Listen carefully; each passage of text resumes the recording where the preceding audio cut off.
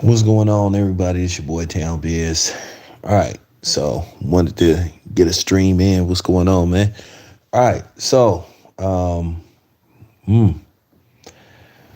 man, got some good news today about one fight that I'm looking forward to seeing. So I'll talk about that. Then I'm also gonna talk about Tommy Fury, and if he loses to Jake Paul, he need to get out of boxing forever. So got a lot of different things I'm gonna tackle. I got some time on my hands, so I'll get the stream in right quick before I head out to the gym. So still no real news with Tank and Ryan Garcia. Like I said, I think we'll have an indication on what's going on after tomorrow because that's when Showtime and Paramount are gonna announce what they're gonna do. But we heard that in all likelihood that Showtime and Paramount was gonna become one. I think it was gonna be Showtime on Paramount or something like that. I don't have the exact specifics of what's going on, but something to that nature is going to go down. But we will find out shortly. But that's probably the main reason why the fight hasn't been announced. Okay.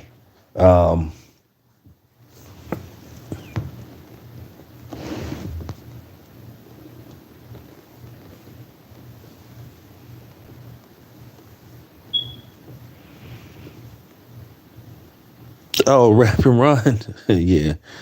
Yeah. Shout out to Rap and Ron. RIP. Bay Area legend. Oakland legend. Shout out to Rap and Ron. All right. Yeah, like I said, man, it's I wish they would stop, I wish the PBC would stop fronting about what's going on in Showtime and Steven Espiosa. Like I told you guys, do not bank on Terrence Crawford versus Errol Spence happening in June. I know the Spectrum supposed to have so-called released a trajectory of when this fight is supposed to take place. At the end of the day, okay, who gonna pay for this fight? Okay, where is this fight gonna take place? Okay, what is in the contract? What are the specifics? Do not fall for that again. This is probably some kind of report that's being put out. Like I said, to actually see Terrence Crawford and Errol Spence basically standing, sitting, or opposite of each other announcing this fight. That's when I'll actually believe it's a reality. At the end of the day, there've been too many smoke screens thrown out about what's going on with this fight, and at the end of the day, it's been proven that why this fight didn't happen. No matter how much people want to put out reports, no matter how much people want to put out these fake reports about, you know, um, these fights supposed to happen, I wouldn't pay no attention to it. Now, an actual fight that's happening is Teofimo Lopez versus Josh Taylor.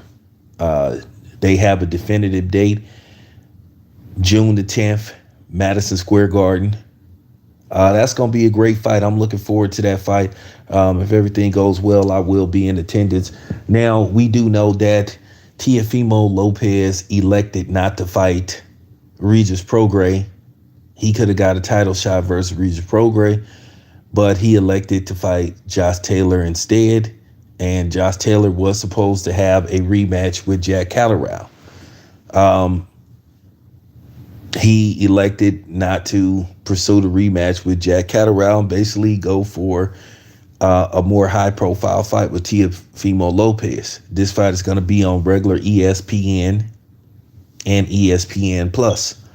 So if you want to make the argument that both of them ducked certain opposition, then yeah, you well within your right because it appears to be that way. Jack Catterall gave Josh Taylor all he could handle. Many of us thought that Josh Taylor lost that fight. Teofimo Lopez, his last outing versus Martin Santer, you can make an argument that Teofimo possibly lost that fight. That was only his second fight at 140. Maybe, maybe he's grown into that 140 frame because he's fought at smaller weight classes for years. He felt that he should have moved up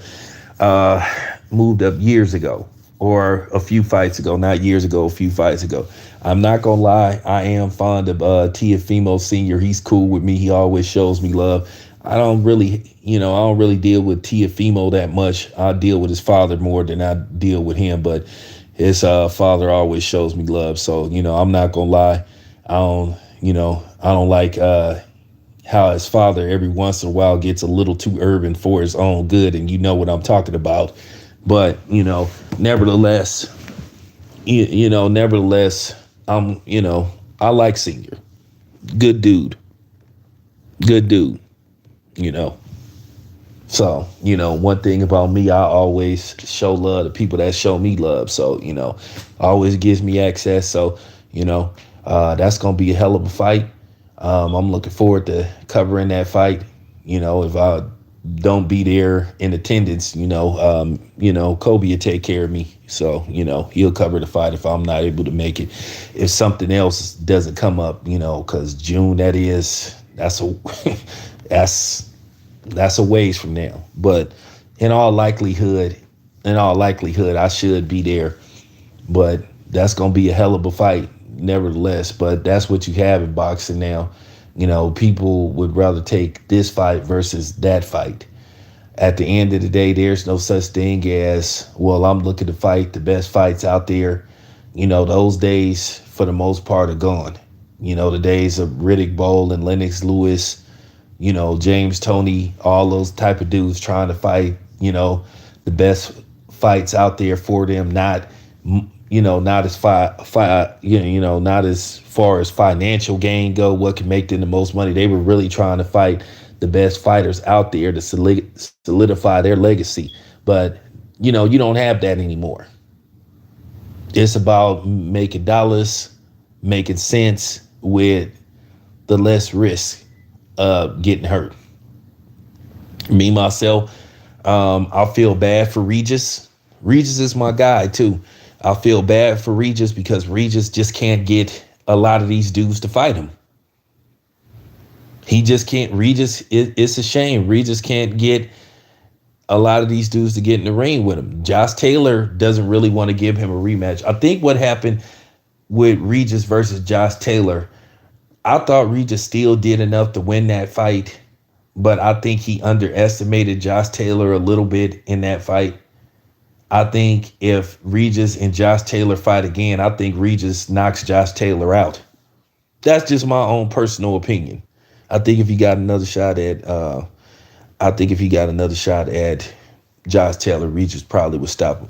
And Josh Taylor, he's a cool dude. He's a cool dude. I like Josh Taylor. As far as the overall fight go, that could be a pick-me fight. One thing you can say based off the style with Teofimo Lopez and Josh Taylor is very fluent with his punches. He does like to throw a lot of combinations. And then Teofimo is a guy that likes to come forward, and he likes to throw a lot of punches. And a lot of times he throws shots with bad intentions. So do I think this fight is going to possibly go to this? I think this fight is going to end in a stoppage. Either Teofimo is going to stop Josh Taylor, or Josh Taylor may possibly stop Teofimo. Both of these men could stop each other. But I can say this much. It makes for a great fight. And I guarantee you the undercard is going to be fire.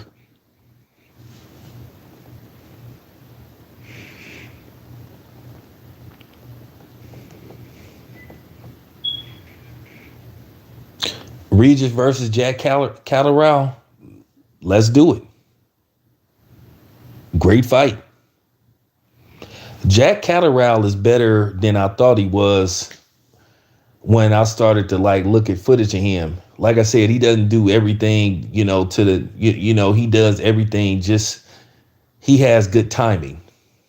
Isn't the fastest guy, doesn't have the best footwork, but he makes his lack of skill set work best for him. and that still makes him a dangerous fighter. But at the end of the day, when you look at Regis got the type of power. He can just put your lights out with one or two punches. But it's gonna be a great fight if it actually happens. Hopefully they had that fight in the States. I mean, Regis is the champ. So Regis should get to pick where this fight is gonna take place at. Hopefully this is a Las Vegas fight, because if it's in Vegas, depending on what my schedule is, I would like to attend a fight like that. But yeah, I'll take Regis versus Jack Catterall. That's funny. The two dudes that got ducked have to fight.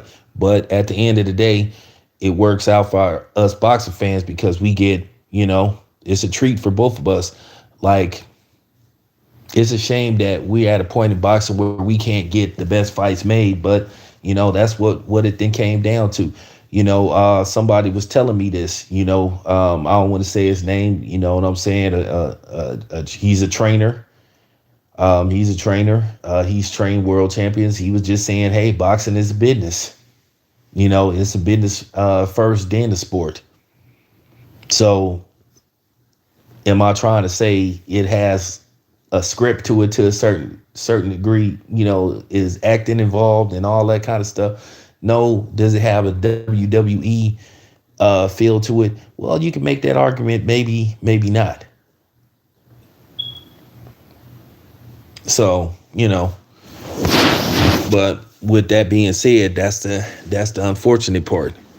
And that's why I keep telling you guys, don't bank on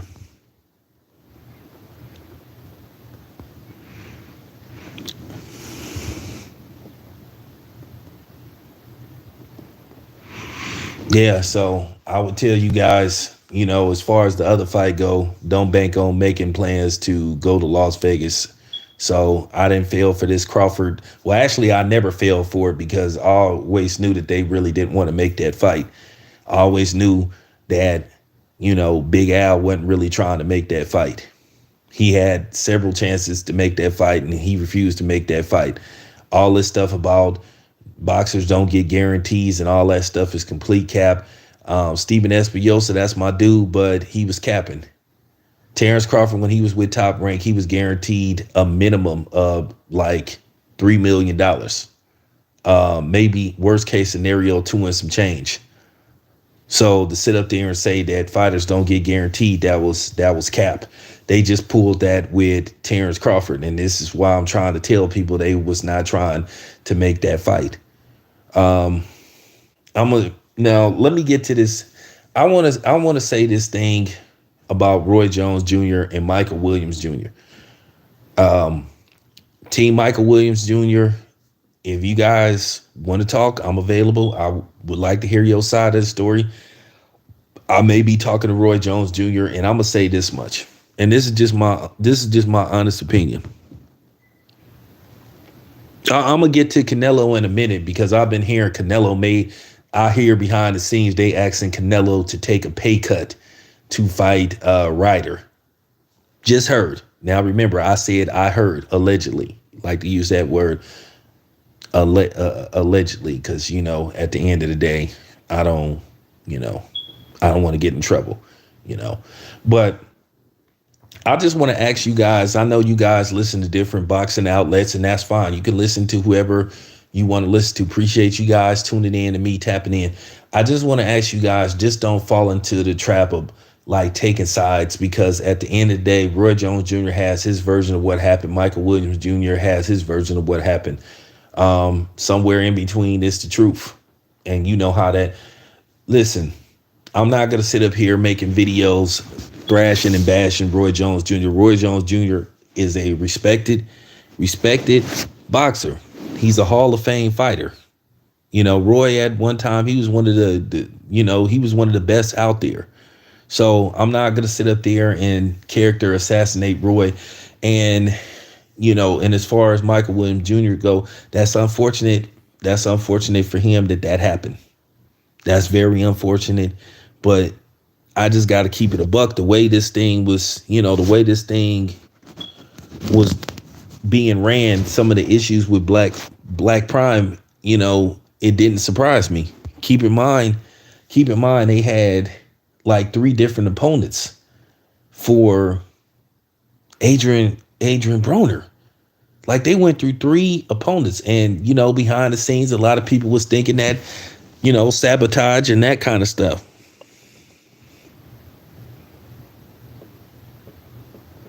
They was they was talking sabotage. I wasn't there. A lot of people saying sabotage, that somebody behind the scenes. Well, you should already know who they talking about trying to sabotage Adrian Broner. I'm gonna just leave it at this. There is some funny business that go on behind the scenes with them people. All I'm gonna say is I done dealt with some of them people and talked with some of the people that's with them, and they ain't who they say they are. And I'm gonna leave it at that.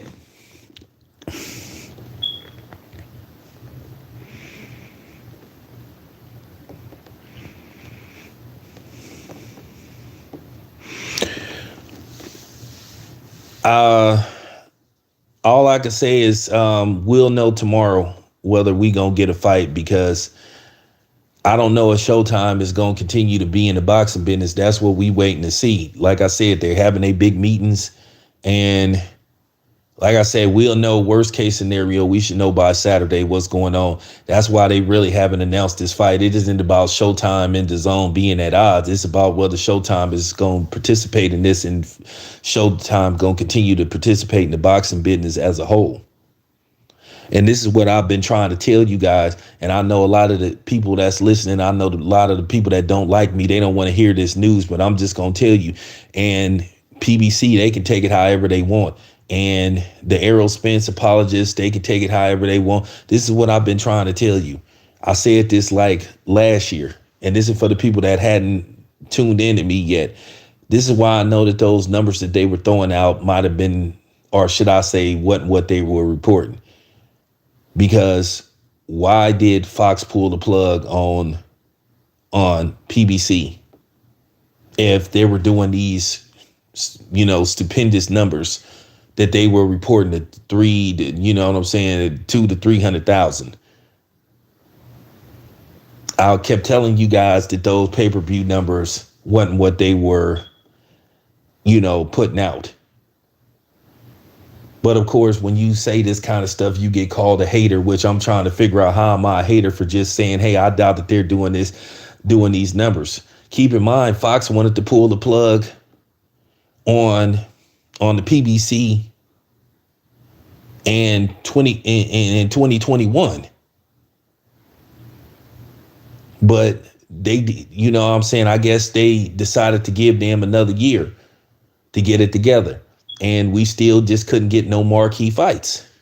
So this is why, listen, you guys, if Fox was profiting off those pay-per-views, they would still have a deal. Yes or no? You don't pull the plug on something that's making you money. That's just fact. Now, I know the Errol Spence apologists don't want to hear this, and they going to say I'm hating it, or they going to come on here and say, what is Bud doing? Like everything is centered around Terrence Crawford. Terrence Crawford ain't no pay-per-view star. He wasn't marketed to be a pay-per-view star. He was with Top Rank, who had an exclusive deal with ESPN. So he wasn't marketed to be a pay-per-view star. But that's what these clowns do. They like try to, try to play the boomerang game, try to throw something back at you. They like to deflect. And this is what I'm saying. And here's the thing. Same thing with Showtime. If their pay-per-views were doing the numbers that was getting reported, then why is Showtime at odds, or why is there a question mark about whether they're going to continue to be in the boxing business? That's just reality. I'm not hating on nobody, and I'm not talking bad on nobody. I'm just keeping it a buck.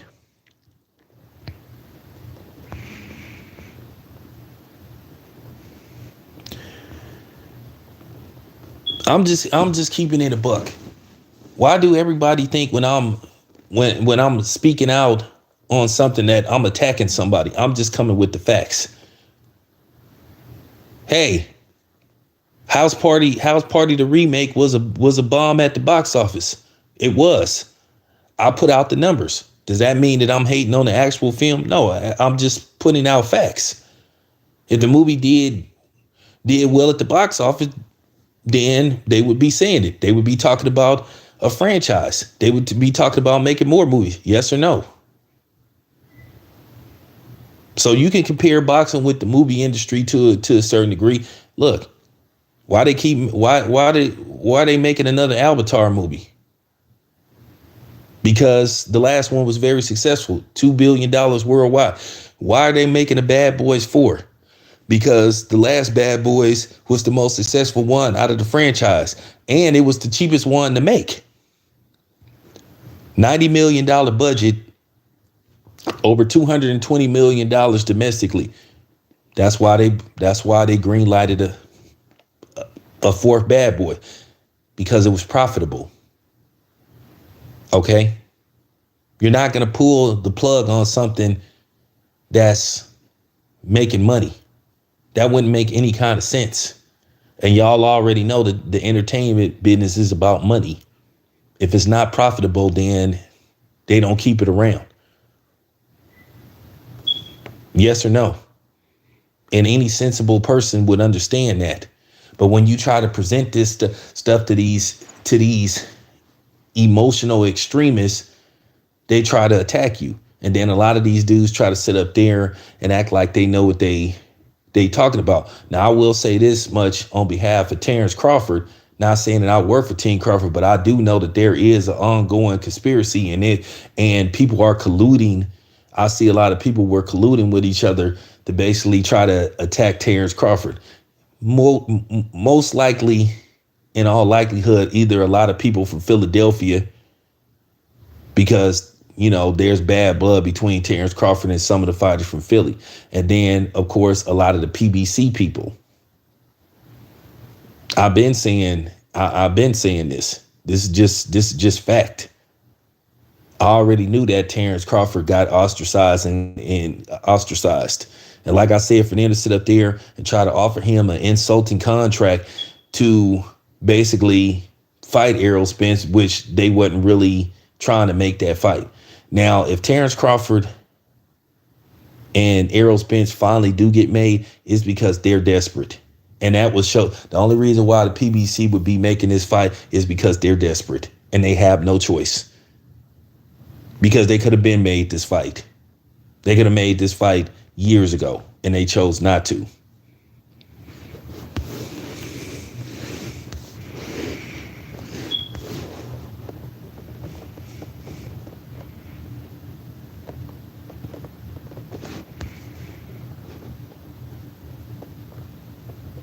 Yeah, yeah. A lot of these content creators do act like a bunch of chicks, and a lot of them put out lies. Like the least attorney. But the thing is, I just see this with my own eyes. There's a lot of it's been a lot of collusion. Like I said before, I'm gonna say this once again. Terrence Crawford became a promotional free agent November 21st, as of midnight, November 21st, 2021, after he defeated Sean Porter. The PBC didn't contact him till sometime like between May and June. You could have started talking to Terrence Crawford then. You could have started talking to Terrence Crawford immediately. You had meetings, and that's basically it. And then you telling somebody that you gonna pay them off the pay-per-views before taxes. No guaranteed money. And a dude asking to see the books, like, well, I want to see what you make it. So you basically telling the dude he could fight Errol Spence, and you could, like I said, you could pay him like $5. And then you had dudes, and see, the thing is that bothered me, the people up top, and you know who I'm talking about, he have other people do his dirty work. When he don't get his way, and when he can't, you know what I'm saying, when he can't get people to, basically submit to him, submit to his will, well, what he do is he call people and he tell people to do this. Oh, say this about him. Oh, remember, oh, you have to say this. Oh, you can't talk about me. You can't bash me. NDA contract. All this stuff is fact. It's factual. It's fact. You done seen this stuff going on for years. See the difference between me and these other dudes. I'm not afraid to say it because I'm not worried about getting on them dudes' bad side. Screw they bad side. I'm not worried about them. Ain't nobody gonna tell me what to say, and ain't none of these content creators gonna tell me what to say. Like I said before, behind the scenes, like I said, you had a few of these goofies taking attitude with you because they wanted you to be, you know what I'm saying, Errol Spence fanatic and be a fanboy. And it was all about tearing down Terrence Crawford. And then when I didn't do it, because like I said, I answered to no one. So some of these dudes got attitude with me. Some of them don't like me. And I'm here to tell you I'm cool with that because I don't like a lot of y'all. Because there's a couple of dudes I never liked. Real talk. But that's what this was all about. I told you guys 3 years ago that they was going to pull this stuff, and they did everything that I predicted that they was going to say. So the least attorney, he could sit up there and lie all he want. And then he tried to play stupid when Bud clapped back. But let me move on. So Canelo is going to fight Mexico. Now, the rumor has it that they want Canelo to take a pay cut. I don't know how much of a pay cut that they are asking Canelo to take. This is just a rumor, ladies and gentlemen. This is just a rumor that they've been asking Canelo to possibly take a pay cut. Because let's just face the fact, Ryder isn't an ideal opponent.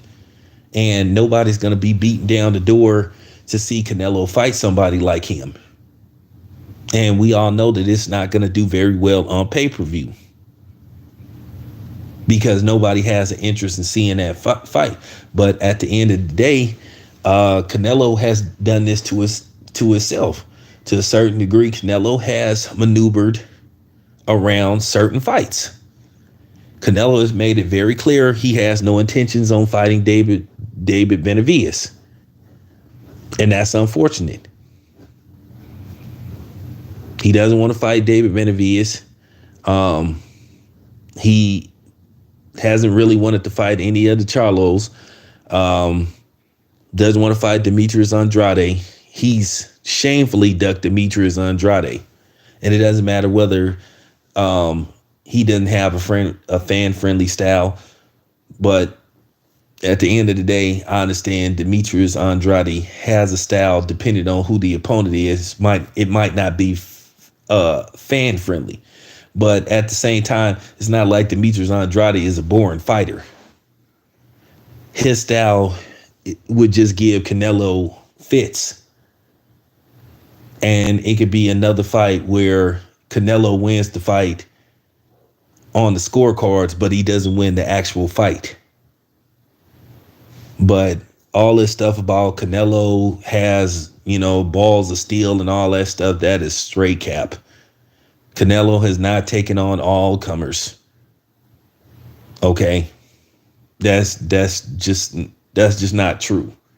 It's just not true. And then you look at some of Canelo's fights, you can make an argument Canelo should possibly have 4 losses. Okay. That's just real talk. Austin Trout did enough in that fight to at the worst case scenario get a draw. And many people believe that Laura won that fight. So I'm just saying. Then some people thought that Miguel Cotto, based off how successful Miguel Cotto was the first 4 to 5 rounds with the Canelo fight, you could make an argument that Miguel Cotto did enough to get a draw or a win versus Canelo. So you could be talking about possibly five losses that Canelo has.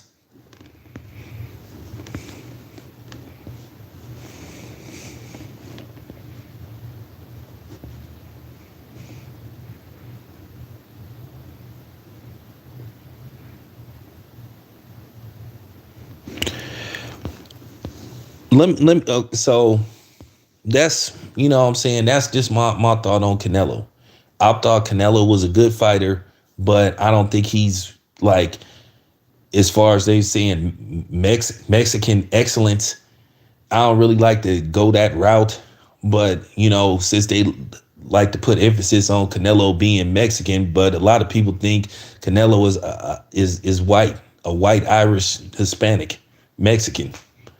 But as far as the greatest Mexican fighter that I ever saw, to me, it's two of them. This is my own personal opinion. I think Ricardo Lopez and Salvador Sanchez was both better than Canelo. Flat out. Okay. And I have Marquez ahead of Canelo. Win, lose, or draw. Now, you know, Marquez sometimes he couldn't, you know, sometimes he would complain a little too much about fights that he lost, you know, but at the end of the day, I have Marquez ahead of Canelo. That's just my personal opinion. Just saying, I have both Salvador Sanchez and Ricardo Lopez ahead of Canelo. Real talk. I'm just saying.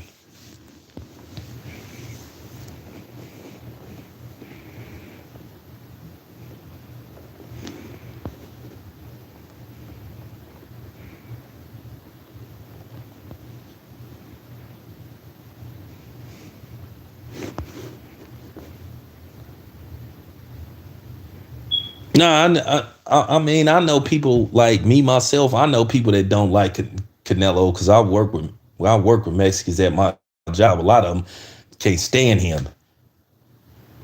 You know, they basically been saying what I'm saying right now about him. They, you know, but just saying, I don't want to really get too deep into that because that ain't really my place to talk about that. But then again, people love to give their unwanted opinion on stuff going on in our community. But you know, I'm just saying that about Canelo. Canelo, he ain't fought world beaters, and people need to stop.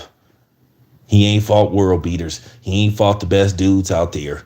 And I keep telling you guys, Canelo ain't gonna go nowhere near Arthur Beterbiev. So, you know, but shout out to Kenny Porter. I got a text from Kenny Porter. Kenny Porter told me that Sean was gonna be calling the fight with Jake Paul and Tommy Fury. I'm gonna tell you right now, if Tommy Fury loses that fight, he need to just go away. He need to change his name. He better not lose to a YouTuber. And Tommy Fury been boxing all his life.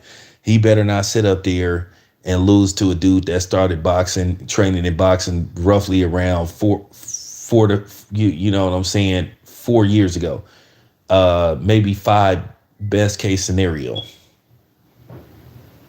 I'm telling you right now, it's over for Tommy if he loses to Jake Paul, and I hope he don't go swimming in that fight because I'm gonna be able to tell if he went swimming in that fight. So I'm just saying that now. He better not. He better not. He better not.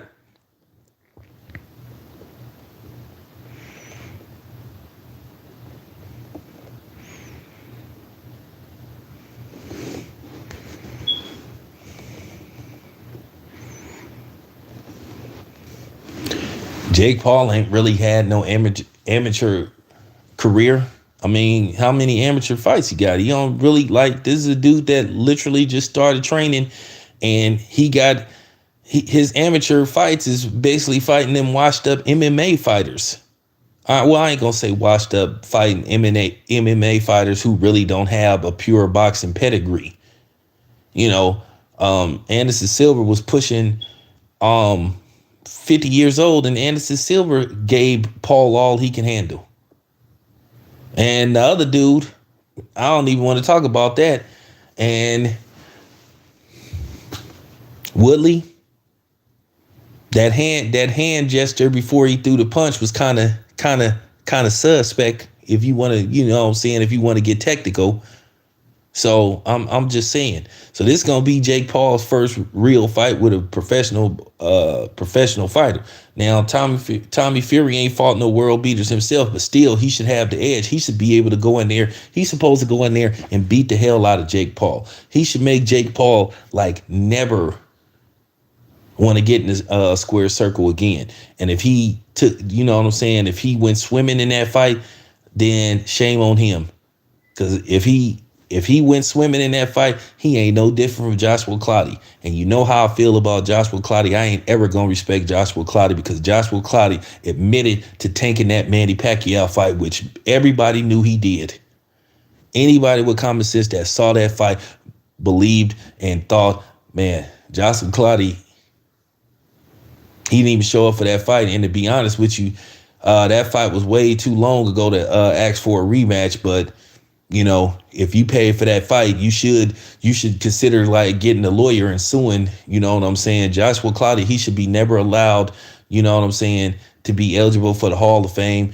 Like I said, he stole people's money. He cheated people out of their money. He admitted to tanking that Manny Pacquiao fight. Flat out admitted. I'm talking about he admitted that he tanked that fight on purpose. Disgrace.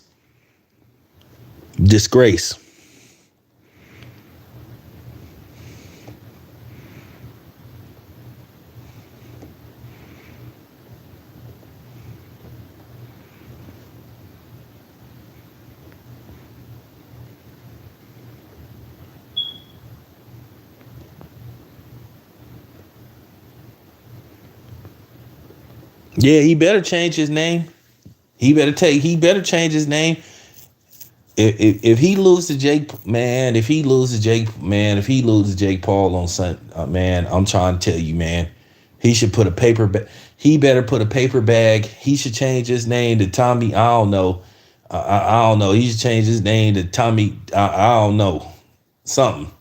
Tommy Smalls, Tommy Guns. I don't know. He need to change his name from Fury because if he lose that fight, I'm telling you right now, I don't ever want to see him again. And if he gets slept, if he gets slumped, I really don't want to see him again. He supposed to go in there and beat the hell out of Jake Paul. And then they fighting for some beat. And if you want to see even further what a joke the WBC is, Mauricio Sullivan is like he just did made a mockery out of WBC. They used to be the most prestigious belt, but now they beginning to become the most laughable belt. He done made up some fake belt to give Jake Paul. So now it's sort of like a title fight. And then if Jake Paul wins this fight, he gonna be ranked. And then the funny thing is, well, what is Jake Paul? Is he a catch weight, light heavyweight, or is he a cruiserweight, or is he somewhere in between cruiser and heavyweight? So that's what I'm saying. Mauricio Sullivan has just made a mockery out of that belt. They giving them I can't even pronounce the name of the title that they fighting for, that they gonna present to whoever wins that fight. So I hope this stuff with Jake Paul ends on Sunday because I'm already over this stuff. I just want Jake Paul to go away, go back to acting, because I think this is what he really was doing in the first place, basically trying to build up his acting resumes. Go build up your resume so you can become the next action star. I guess you gonna be the younger version of Bruce Willis with a combination of Jason Statham or whatever. So, like I said, this needs to end on Sunday. I don't want to see this anymore. I'm ready for this to end. I done had enough of this. I really have. I done had enough of seeing Jake Paul and these ridiculous fights, and he another one. As you can see, once again, let's talk about sales. Obviously, to further prove my point, Jake Paul wasn't selling no pay-per-views because ESPN picked this fight up. So that just goes to show you that more than likely he wasn't selling no pay-per-views, and I know they would be trying to inflate his numbers. Keep in mind, Jake Paul gives away a lot of fight tickets. I'm talking about he comps a lot of fight tickets. When he fought in Tampa, he gave away a lot of fight tickets. Now, when he was gonna fight Rahman in Madison Square Garden, the fight wasn't selling. Nobody wanted. No, the fight wasn't selling. He didn't even sell. They said he sold such a low amount of tickets to where that's one of the reasons why he pulled the plug on that fight, because that fight wasn't selling. Nobody wanted to come see that stuff. But this is some of the stuff that I'm talking about. Once again, if Jake Paul was selling the pay-per-views that his team was putting out and that the reports were putting out, why did they let him go? Why did they let him go to ESPN? Why did they let him go to ESPN pay-per-view? I mean, come on, you guys. For real. Let's be logical. Let's be logical. Can we be logical?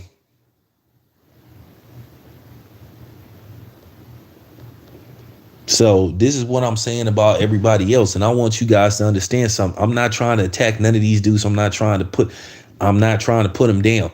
But I know about these things. I study these type of things. And it's all about numbers. It's all about sales. Okay. Keep in mind, I work in the food industry. When orders get placed, let's just say we have a certain item. Well, if people are not ordering that item, we stop carrying that item because nobody wants it and it's not selling. We're not going to sit up there and carry an item and then it's selling like hotcakes, and then for no apparent reason, we just say, we don't want it no more. Now, it doesn't work like that. I'm explaining this to you as easy as possible. I'm trying to simplify this. It's just really that simple. You're not going to get rid of nothing that's profitable. And that's what I'm trying to explain to you guys. Why did they let Jake Paul go over to ESPN if he was selling pay-per-views? And I heard his pay-per-view numbers were terrible. I heard it when I say his pay-per-view numbers were terrible. And I think that's another reason why they probably want to get rid of boxing, and why they probably want Steven Espinosa to go, because like, why did you have a YouTuber? Why were you trying to make a YouTuber a pay-per-view star? Just ask yourself that question.